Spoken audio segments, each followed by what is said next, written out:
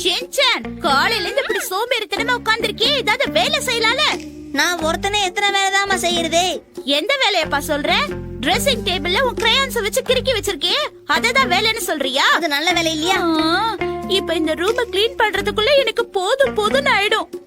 Shinchan, இதெல்லாம் நீ தானே பண்ண, நீயே க்ளீன் பண்ணி வை. நீங்களே முயற்சி பண்ணி அதை க்ளீன் பண்ணலாமே. நீ கிறுக்கி வச்சத நீ தானே க்ளீன் பண்ணணும், நான் எதுக்கு க்ளீன் பண்ணணும்? எனக்காக ஷீரோ அந்த வேலையை செய்வான். ஷீரோவால எல்லாம் இத க்ளீன் பண்ண முடியாது. இத நீ இன்னைக்கு க்ளீன் பண்ணல, உனக்கு ஸ்நாக்ஸ் கிடையாது ஷின்சான்.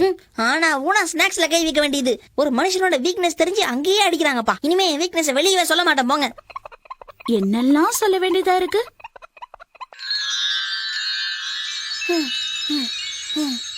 அம்மா க்ளீன் பண்ணிட்டேன், நீங்களே ஒரு தடவை வந்து பாத்துக்கோங்க.